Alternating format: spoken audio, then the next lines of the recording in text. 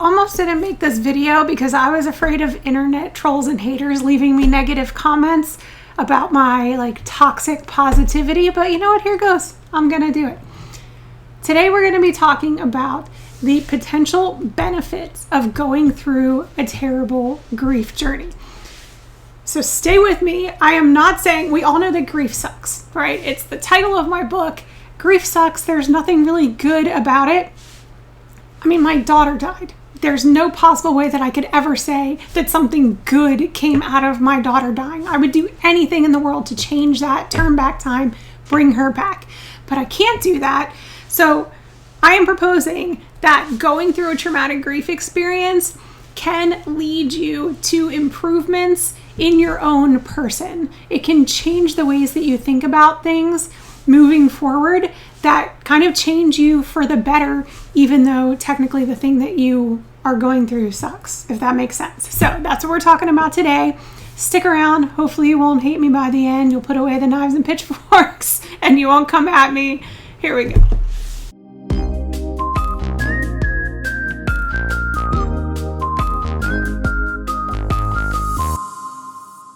Grief can affect every part of your life, and it can be extremely transformative, changing you in a bunch of different ways.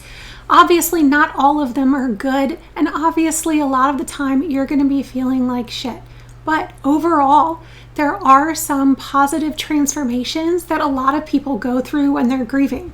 And I'm going to use some personal examples as we go along that if I step back, I can kind of see some changes that I've made personally that I think are positive changes since my daughter died.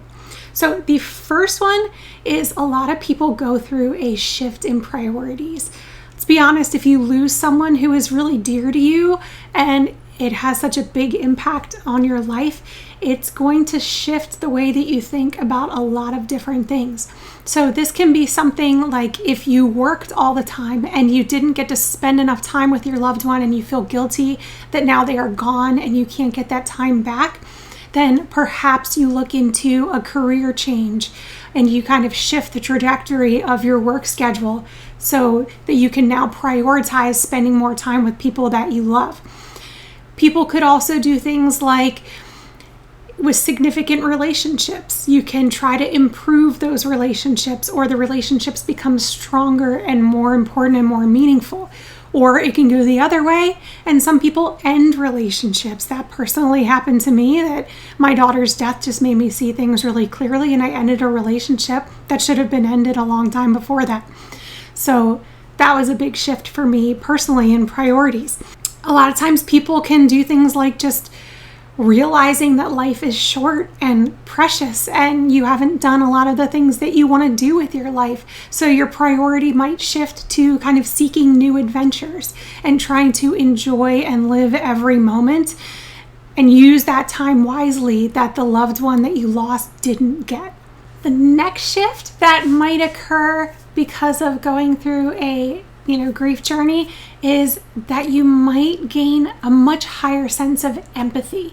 I know that this happened for me. I was always an empathetic person, a very empathetic person, but since all of the deaths that I've experienced, you just realize how many people are out there that need help. So a lot of people, before the death, they used to be focused just kind of on themselves, and even maybe not even focused on themselves, maybe just super busy because everybody's so freaking busy that you think, oh, when I finally have time, I'll help other people in need. A lot of times grief will bring that into focus and make it seem much more important to people to help other people who are in need because you kind of have a lot less tolerance for suffering. So this third one is probably the one that is the most controversial out of all of these. And that is, I feel like some people, after going through a really difficult grief journey, kind of change their outlook about the topics of life and death. So let me explain this a little bit. A lot of people kind of take this as a negative, so this definitely won't be true for everyone. So some people will get very, very scared. So for example, my daughter died in a car accident. So a lot of people swing the negative way, where they get very, very scared and like hypersensitive that something is going to happen to the other people that they love. So for me, and tell me if in the comments, I'm curious to see how people feel about this one. It's gone almost the opposite way, where it's almost like with losing my daughter, the worst has already happened. And I've lost my mom and my dad and my stepmom and my sister. And it's like, I've lost so many people that at this point, I'm not really afraid of death anymore. I kind of have a much more positive outlook about death in general, that it's just a part of life. It is shit that we have to deal with, and it sucks and it's terrible, but it is what it is.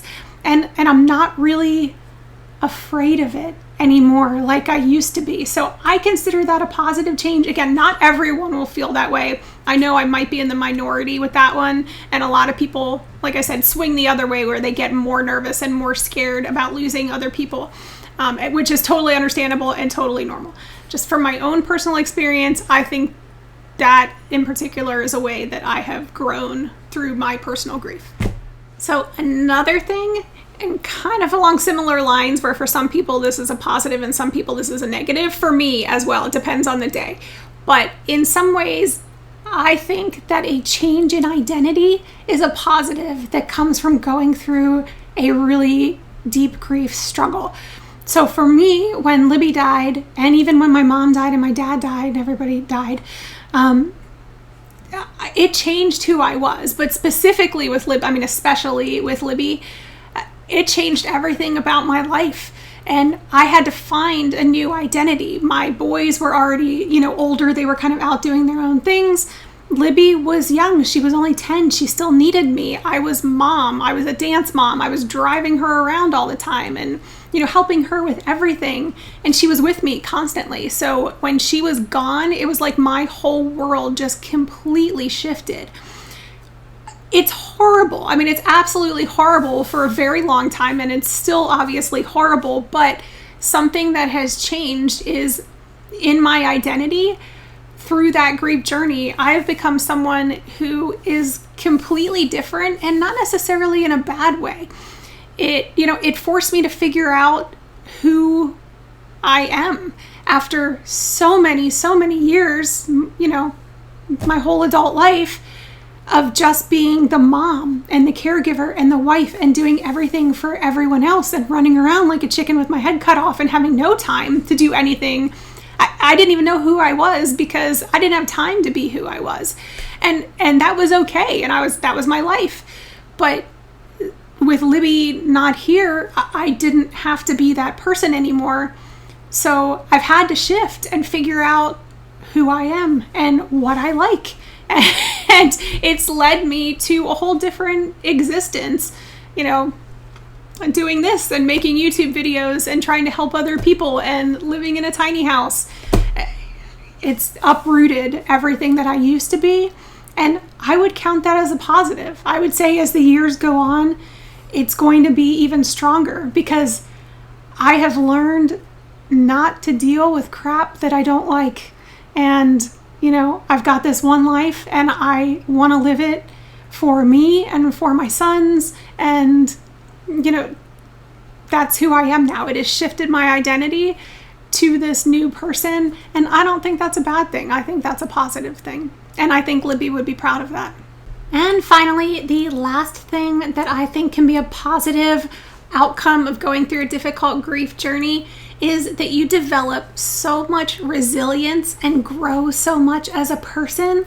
So basically getting through that grief journey, just waking up day by day and surviving makes you realize how much of a badass you really are, that you can survive these life-changing events. And every day that goes by, every day that you wake up and survive another day and do what you need to do to get by, you are developing and learning coping mechanisms that are going to help you through all of the challenges that you're going to face in the rest of your life. So I've been building my grief toolbox from the time I was young and I lost my sister, my 20s, and then with my dad and my stepmom, and that helped me get through a little bit to deal with Libby's death and my mom's cancer diagnosis and then my mom's death. And it's just every time that something happens, I am a little bit stronger getting through it and a little bit more resilient. And I think a lot of that requires work. It requires you to do the work of going through the grief and not shoving it down. But when you do that, you just realize how incredible you are, that you are surviving and you're making it. And I think that that is one of the most empowering feelings in the world. So I just want to encourage you that even if you're struggling, the fact that you're getting through, maybe your changes aren't hugely profound. If you are early in grief, you're probably just trying to wake up and make sure you get food and make sure you move, and that you are surviving day to day. And that is totally fine. The further you get out from your loss, hopefully you're starting to build a little bit on your coping skills and learning a little bit more about how to move on from your grief. Not move on, shouldn't say move on, move forward with your grief, because that's all we ever do, right? But you build that resilience as you go forward, and that leads to you being a better person overall. So hopefully you don't hate me, even if you don't agree that there are positives to grief. Like I said, it's not to say all Susie Sunshine that, let's find the sunshine in this situation. No, I'm not all about stay positive all the time. You can go back and watch videos of me sobbing my eyes out. So I'm definitely not positive all the time. But if I'm honest with myself, like I said, and I look back, and hopefully you can do this with yourself, try to spend a second thinking about the positives and thinking about ways that you've changed for the better, or if you haven't yet, ways that you possibly could change for the better, whether it's helping others or having more empathy or, learning something new, or just not taking shit from people that you used to take before. All of those are good things. And I am here for your support. I'm wishing you so much joy, giving you so many hugs, and I will see you again next week. Bye, guys.